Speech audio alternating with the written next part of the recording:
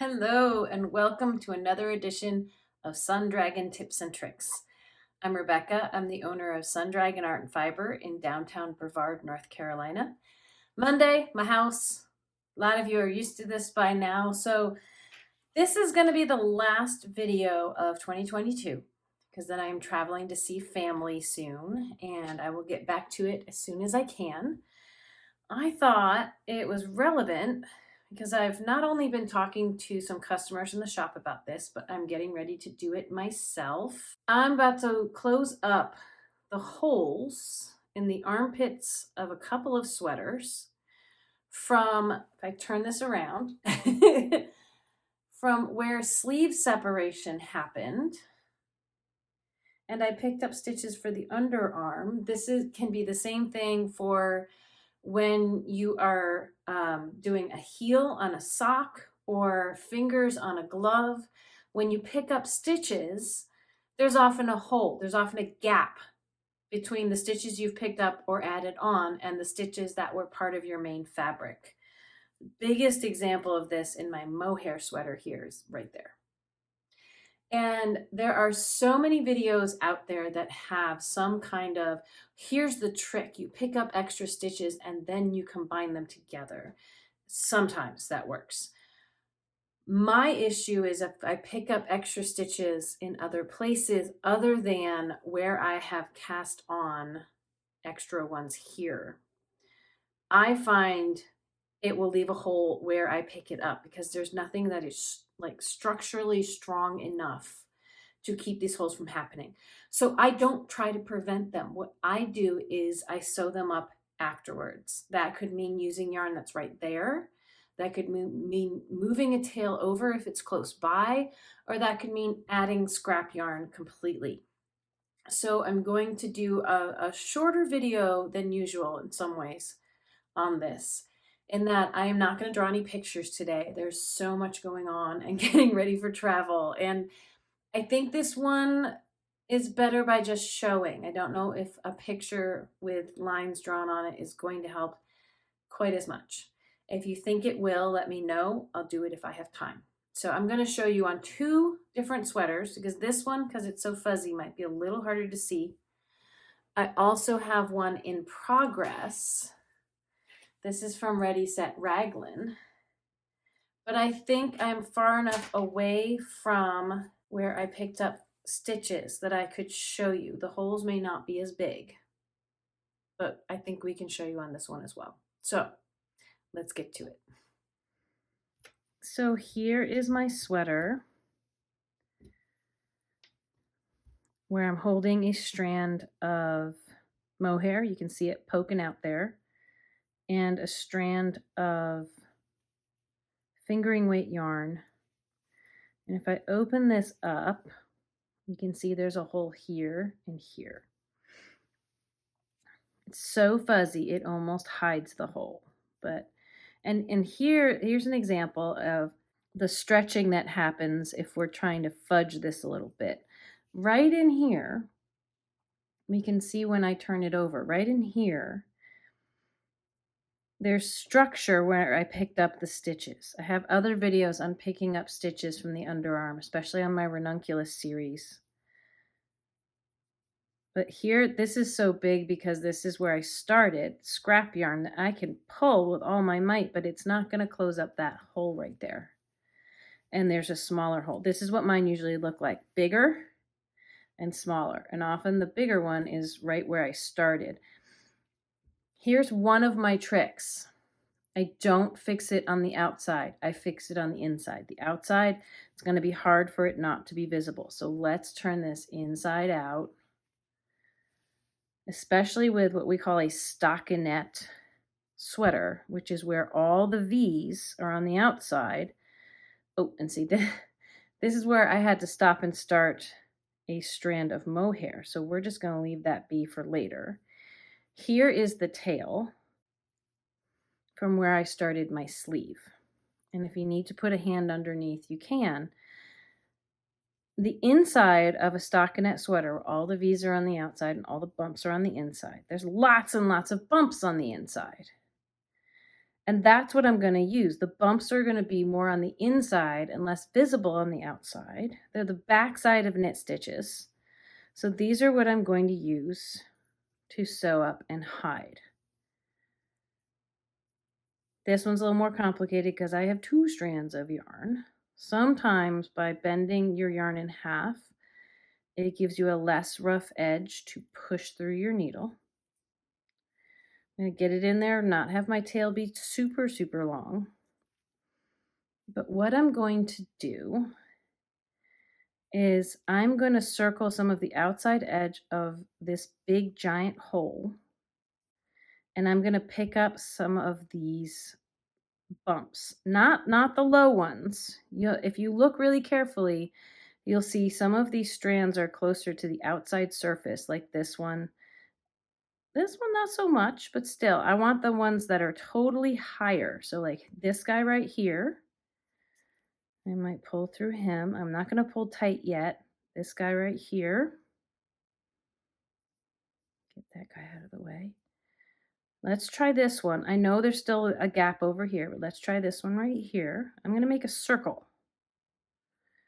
And then maybe one of the ones close to where I started. And I am going to pull that up tight. That one can come really tight. When I'm hiding ends later, I might want to match the tension of what's around it.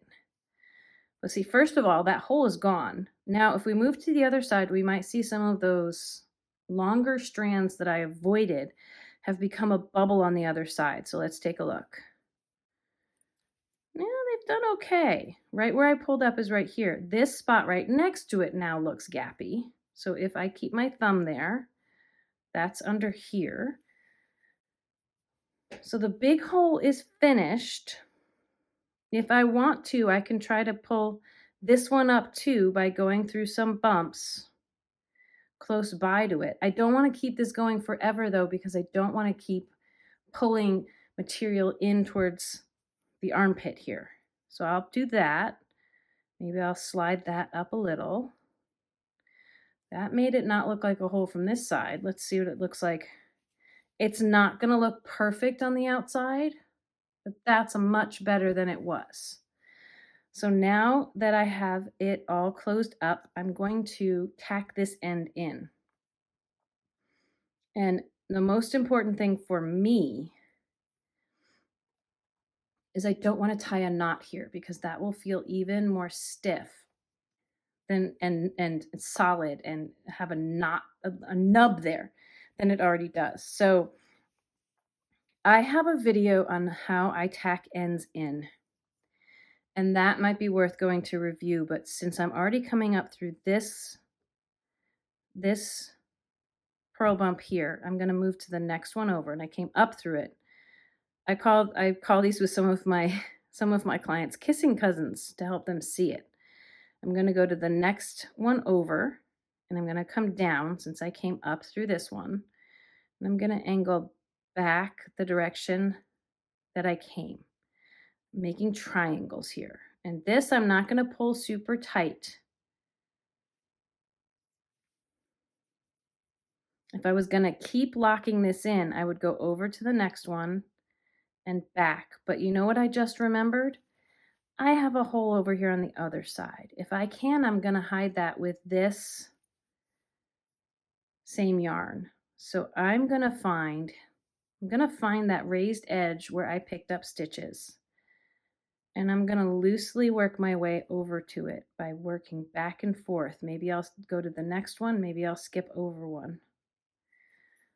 I'm going to try to loosely work my way over to this other hole. I am not pulling anything really tight.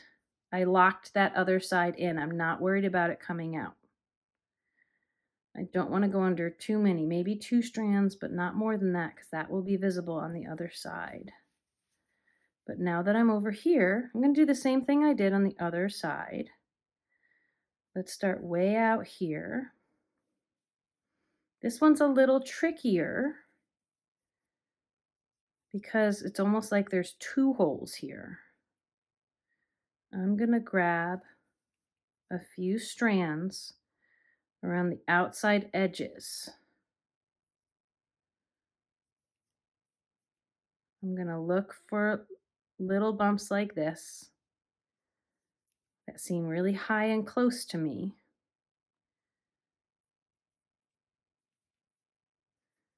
And then I'm going to pull it up tight. And if this guy was maybe going to poke through on the other side, so I'm glad he pulled up on this side. Again, I don't want to pull this spot. So when I tug this, I'm going to pull back on this to make sure I'm not pulling my armpit super tight back here. If you're worried about that, use a separate strand of yarn over here. That strand is the most out of place that I can see. If it really bugs me, I can come back in here. I'm flipping back and forth to see if I can spot where that was. It's one of these guys. There's some fudging to this, right? I didn't catch him, but I think he's not as loose as he was before. So maybe I'll go under here to kind of keep the circle closed. Now I'm going to do what I was talking about on the other side. I might come under, again, just to keep this closed, and get over to a space I can identify my stitches. Get set in a track. I'm holding this up instead of being on the table, so it might be a little harder to see.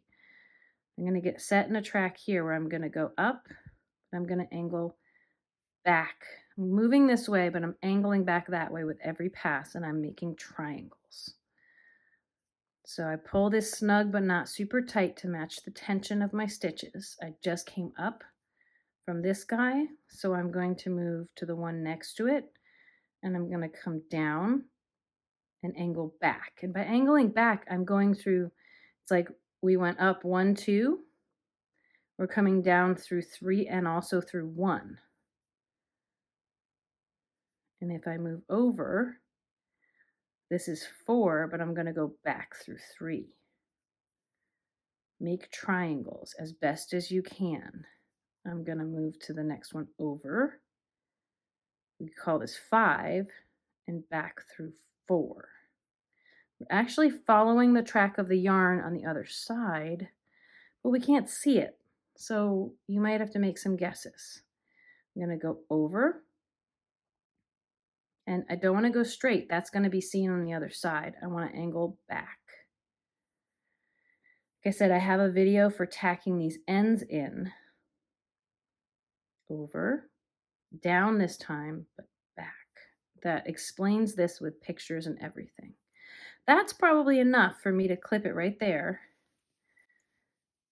And I have hidden my ends a little. If I'm worried that this is going to pull too much or show too much, I can always go back in with more yarn. Let's see what's going on the other armhole over here. I have the same thing happening. Bigger hole, not quite as big of a hole. So I'm going to go under again. And I can pull on this with all my might, and it's only going to pull up right here. It's not going to pull at that hole. That's going to stay. So let's thread my needle on this one and go through the same practice.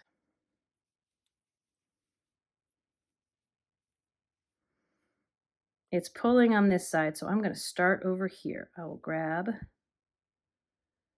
well, the smaller ones. If I see smaller little loops, I'm going to grab those. Maybe get 2 at a time. Don't necessarily need every single one.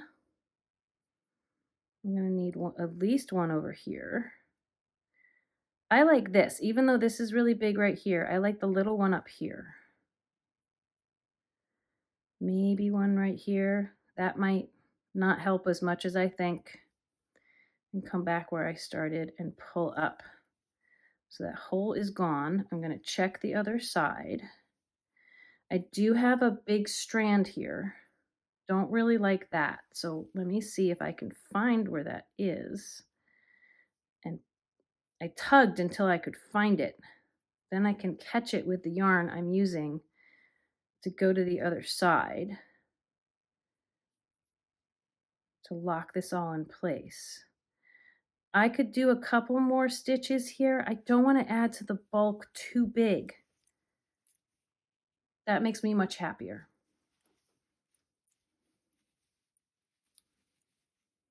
So now I have to find my other hole, which is over here. Here's where my yarn is. I'm going to gently start wiggling back and forth through some thicker spots to get over there. I don't want to pull super tight here. I'm just moving my scrap yarn over. That's pretty good. Maybe I'll go this direction now. Get a small purl bump. Maybe I'll grab one here. I know this is loose, but this is the bigger area, so I'm going to start circling this bigger area. Maybe I'll get another one here. Down the other side. Try to go all in the same direction instead of going back and forth too much. Try to pull this up tight without pulling on the stitches I crossed right here. Yep, except for maybe one big one, which if I can pull on and bring him to the underside, I will. I'm just grabbing some strands that I don't think will be as visible on the other side. And now I'm going to turn this so I can see rows. If I pull on them, I can see rows where I can start to lock. And this guy's loose, so I'm going to grab him, try to tack him down. And this is where I'm going to start coming over and back. Let's see if I can see where this goes. Yeah, I want to go over. I know they're far away, but I want to move over to my right and back to my left. Over to my right and back to my left. Over to my right and back to my left. Again, if the locking down of this is hard to follow, I really advise checking out my weaving and ends video. I will try to put a link in the description of this one. And that's where I would clip it. And I wouldn't clip it too close because it might pop out. It might wiggle and pop out with time. But now that armhole is looking pretty good. So let's take a look at the one that doesn't have as fuzzy of a yarn going on with it. And since this is still on needles, it's a little harder for me to show to y'all.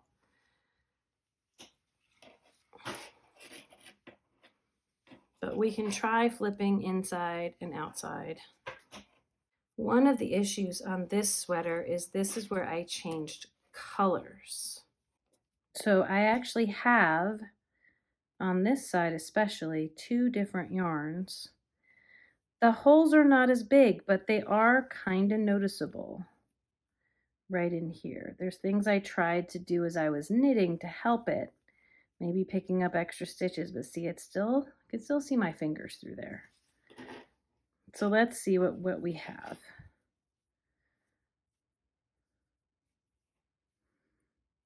I'm going to start with my darker yarn here because it's longer.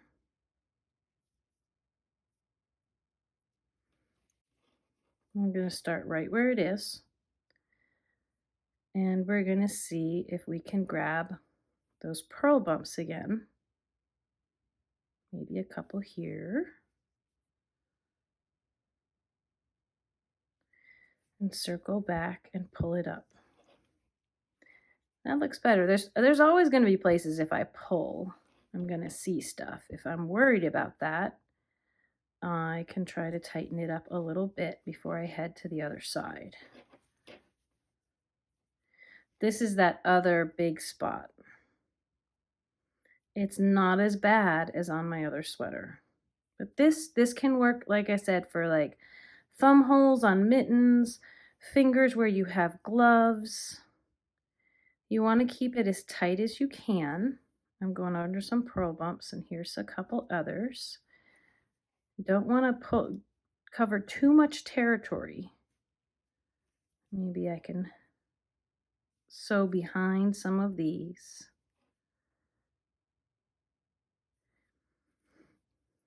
This is also a challenge because it's not all bumps back here. There are some V's, but I can do something to make it a little tighter. And then just like before, I'll sew my ends in. And here it might be more fudging it because we don't have as clear of a track. But we want to go up and down and back and forth. And that's one side fixed.